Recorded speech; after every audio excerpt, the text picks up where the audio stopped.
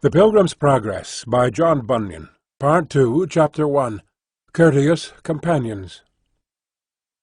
Some time since, to tell you my dream that I had of Christian the Pilgrim and of his dangerous journey towards the celestial country, was pleasant to me and profitable to you. I told you then also what I saw concerning his wife and children, and how unwilling they were to go with him on pilgrimage, insomuch that he was forced to go on his progress without them, for he durst not run the danger of that destruction which he feared would come by staying with them in the city of destruction. Wherefore, as I then showed you, he left them and departed. Now it hath so happened, through the abundance of business, that I have been much hindered and kept back from my wonted travels into those parts whence he went, and so could not, till now, obtain an opportunity to make further inquiry after those whom he left behind, that I might give you an account of them. But having had some concerns that way of late, I went down again thitherward. Now, having taken up my lodgings in a wood about a mile off the place, as I slept, I dreamed again. And as I was in my dream, behold, an aged gentleman came by where I lay, and, because he was to go some part of the way that I was travelling, methought I got up and went with him. So, as we walked, and as travellers usually do, I was as if we fell into discourse, and our talk happened to be about Christian and his travels, for thus I began with the old man. "Sir," said I, "what town is that there below, that lieth on the left hand of our way?" Then said Mr. Sagacity, for that was his name, "It is the city of destruction, a populous place, but possessed with a very ill-conditioned and idle sort of people." "I thought that was the city," quoth I. "I went once myself through that town, and therefore know that this report you give of it is true." "Too true. I wish I could speak truth in speaking better of them that dwell therein." "Well, sir," quoth I, "then I perceive you to be a well-meaning man, and so one that takes pleasure to hear and tell of that which is good. Pray, did you never hear what happened to a man some time ago of this town, whose name was Christian, that went on pilgrimage up toward the higher regions?" "Hear of him? Aye, and I also heard of the difficulties, troubles, wars, captivities, cries, groans, frights, and fears that he met with and had in his journey. Besides, I must tell you all our country rings of him. But there are few houses that have heard of him and his doings, but have sought after and got the record of his pilgrimage. Yea, I think I may say that his hazardous journey has got many well-wishers to his ways, for though, when he was here, he was a fool in every man's mouth, yet now he is gone, he is highly commended of all. For 'tis said he lives bravely where he is, yea, many of them that are resolved never to run his risks, yet have their mouths water at his gains." "They may," quoth I, "well think, if they think anything that is true, that he liveth well where he is. For he now lives at and in the fountain of life, and has what he has without labour and sorrow, for there is no grief mixed therewith. But pray, what talk have the people about him?" "Talk? The people talk strangely about him. Some say that he now walks in white, that he has a chain of gold about his neck, that he has a crown of gold beset with pearls upon his head. Others say that the shining ones, that sometimes showed themselves unto him in his journey, are become his companions, and that he is as familiar with them in the place where he is, as here one neighbour is with another. Besides, it is confidently spoken concerning him, that the king of the place where he is has bestowed upon him already a very rich and pleasant dwelling at court, and that he every day eateth and drinketh and walketh with him, and receiveth of the smiles and favours of him that is judge of all there. Moreover, it is expected of some, that his prince, the lord of that country, will shortly come into these parts, and will know the reason, if they can give any, why his neighbours set so little by him, and had him so much in derision, when they perceived that he would be a pilgrim. For they say, now he is so in the affections of his prince, and that his sovereign is so much concerned with the wrongs that were cast upon Christian when he became a pilgrim, that he will look upon all as if done unto himself. And no marvel, for it was the love that he had to his prince, that he ventured as he did. I dare say, quoth I am glad on't. I am glad for the poor man's sake, for that he now has rest from his labour, and for that he reapeth the benefit of his tears with joy, and for that he has got beyond gunshot of his enemies, and is out of reach of them that hate him. I also am glad for that a rumour of these things is noised abroad in this country. Who can tell but that it may work some good benefit on some that are left behind? But pray, sir, while it is fresh in my mind, do you hear anything of his wife and children? Poor hearts! I wonder in my mind what they do. Who? Christiana and her sons. They are like to do as well as did Christian himself. For though when they all played the fool at first, and would by no means be persuaded by either the tears or entreaties of Christian, yet second thoughts wrought wonderfully with them, so they have packed up, and are also gone after him. Better and better, quoth I. But what, wife and children and all? It is true. I can give you an account of the matter, for I was upon the spot at the instant, and was thoroughly acquainted with the whole affair. Then, said I, a man, it seems, may report it for a truth. You need not fear to declare it. I mean that they are all gone on pilgrimage, both the good woman and her 4 boys, and, since we are, as I perceive, going some considerable way together, I will give you an account of the whole matter. This Christiana, for that was her name from the day that she, with her children, betook themselves to a pilgrim's life, after her husband had gone over the river, and she could hear of him no more, her thoughts began to work in her mind. First, for that she had lost her husband, and of that the loving bond of that relation was utterly broken betwixt them. For you know, said he to me, it is only natural that the living should have many sad thoughts in the remembrance of the loss of loving relations. This, therefore, of her husband did cost her many a tear. But this was not all, for Christiana did also begin to consider with herself whether unbecoming behaviour towards her husband was not one cause that she saw him no more, and that in such sort he was taken away from her. And upon this came into her mind by swarms all her unkind, unnatural, and ungodly treatment of her dear friend, which also troubled her conscience, and did load her with guilt. She was, moreover, much broken with recalling to remembrance the restless groans, brinish tears, and self-bemoanings of her husband, and how she did harden her heart against all his entreaties and loving persuasions of her and her sons to go with him. Yea, there was not anything that Christian either said to her or did before her all the while that his burden did hang on his back, but it returned upon her like a flash of lightning, and rent her heart in sunder. Specially that bitter outcry of his, "What shall I do to be saved?" did ring in her ears most dolefully. Then she said to her children, Sons, we are all undone. I have sinned away your father, and he is gone. He would have had us with him, but I would not go myself. I also have hindered you of life.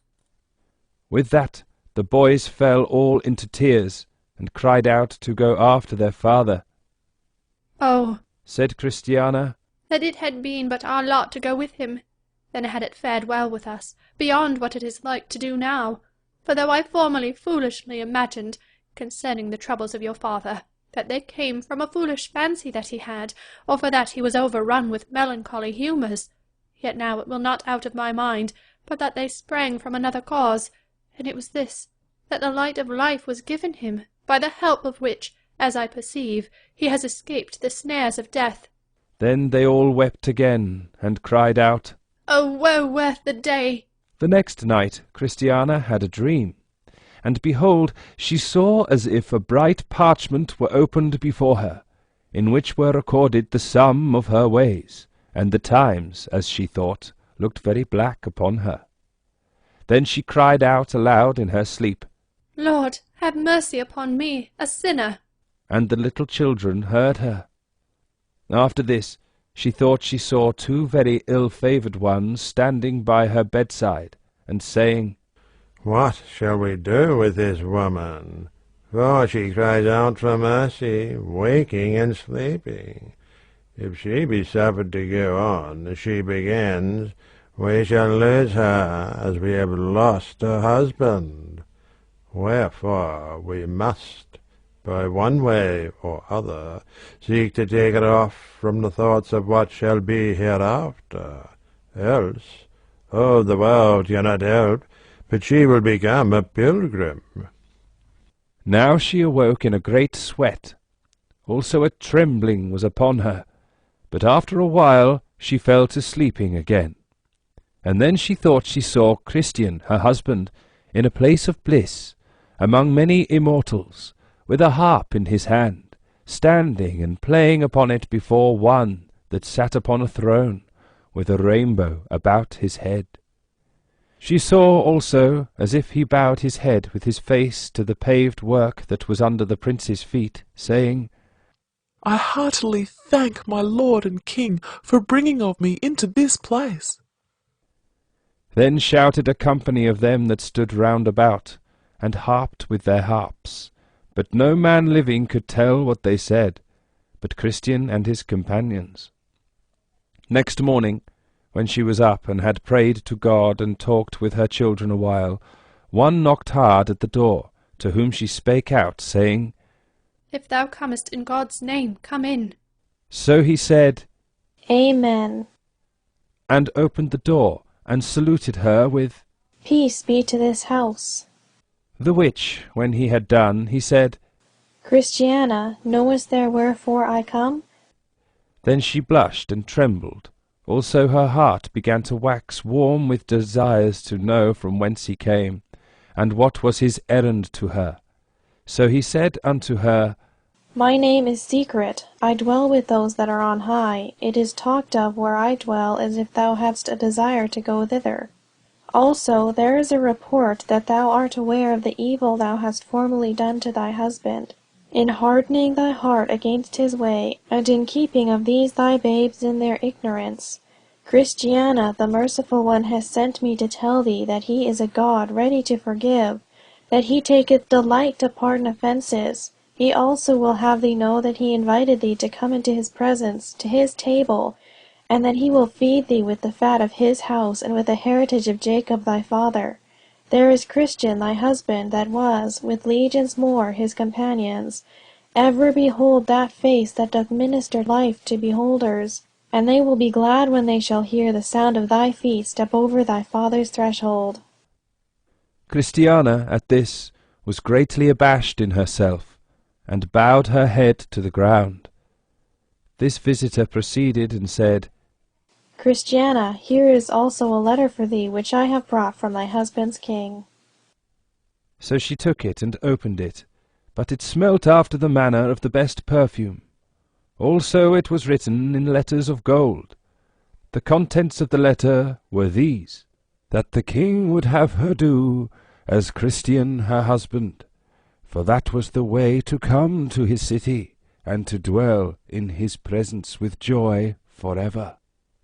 At this the good woman was quite overcome, so she cried out to her visitor, Sir, will you carry me and my children with you, that we also may worship this king?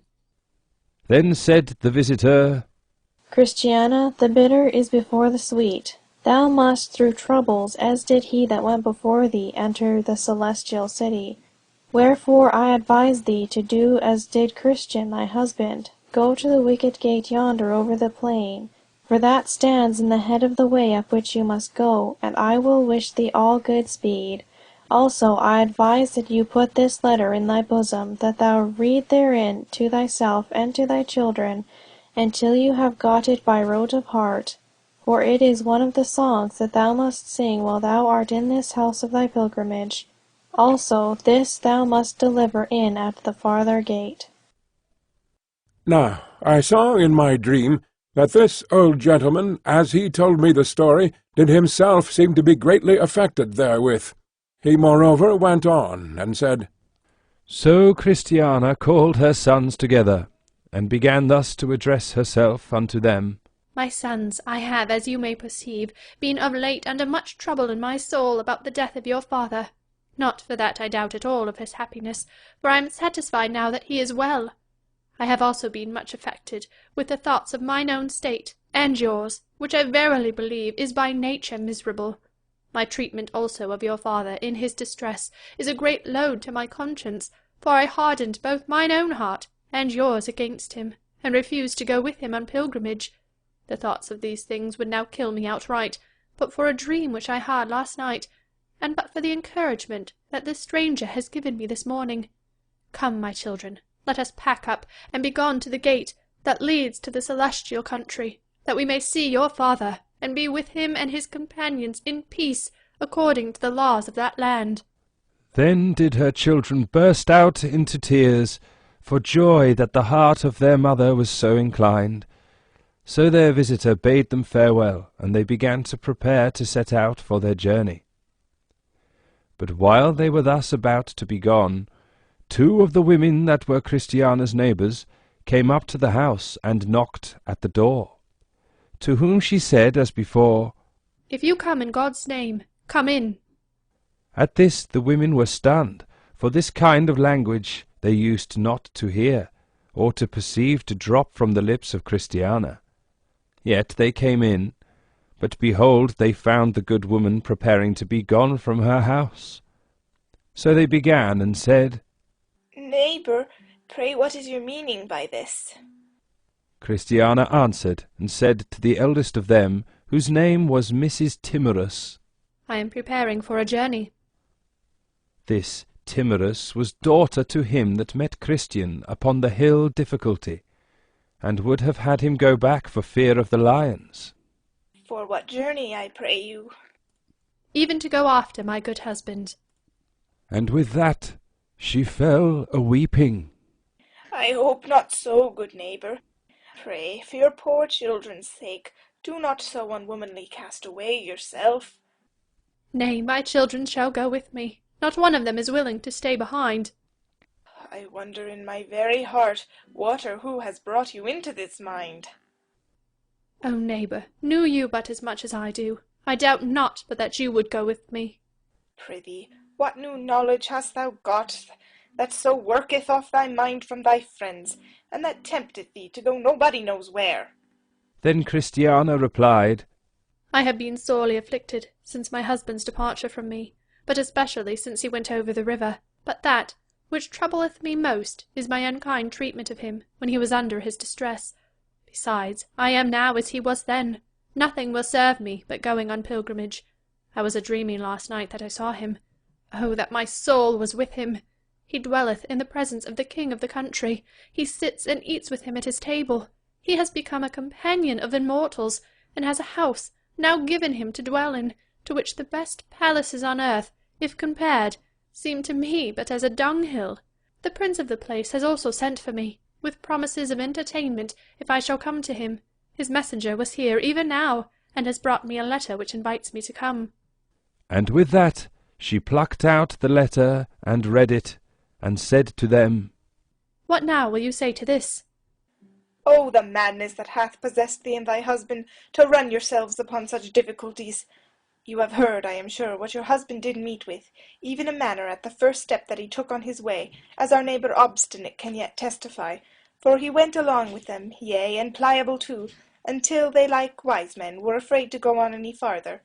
We also heard, over and above, how he met with the lions, Apollyon, the shadow of death, and many other things.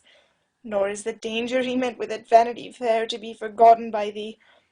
For if he, though a man, was so hard put to it, what canst thou, being but a poor woman, do? Consider also that these 4 sweet babes are thy children, thy flesh and thy bones. Wherefore, though thou shouldest be so rash as to cast away thyself, yet for the sake of thy children keep thou at home. But Christiana said unto her, Tempt me not, my neighbour. I have now a price put into my hands to get gain, and I should be a fool of the greatest size if I should have no heart to strike in with the opportunity. And for that you tell me of all these troubles which I am like to meet with in the way.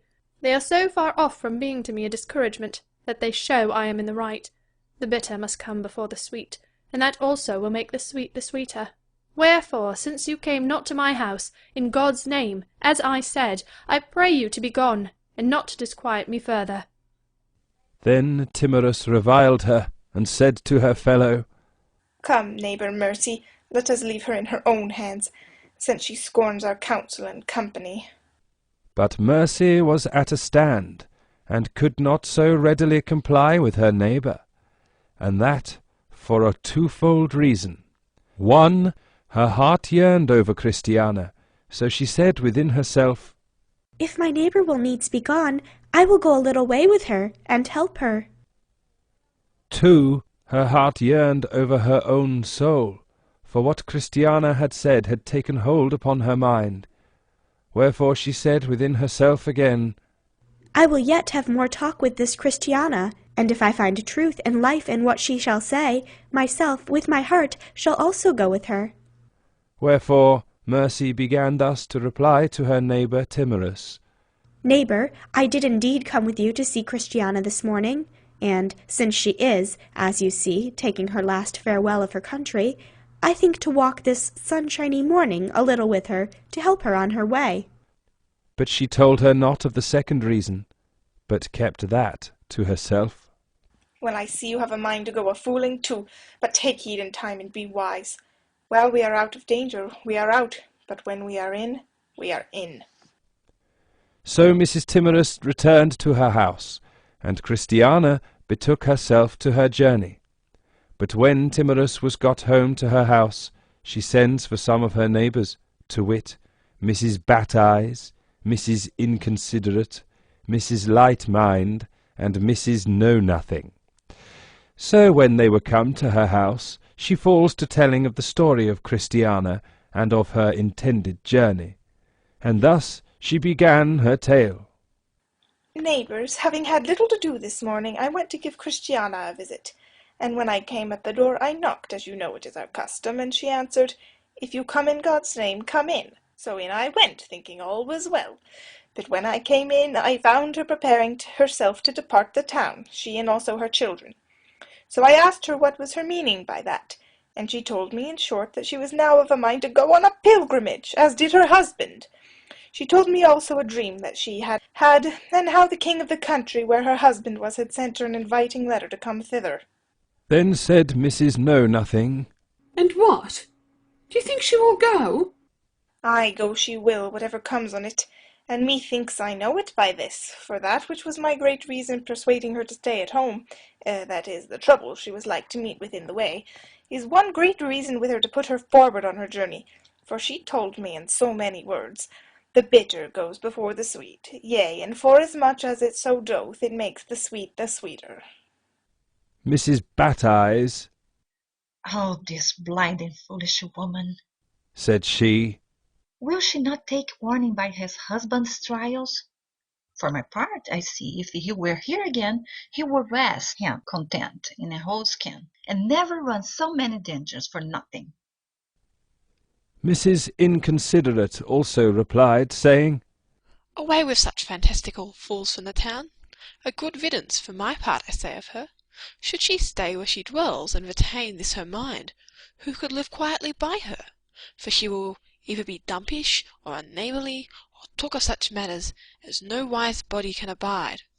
Wherefore, for my part, I shall never be sorry for her departure. Let her go, and let better come in her room. It was never a good world since these whimsical fools dwelt in it. Then Mrs. Light-mind added, as followeth, Come, put this kind of talk away.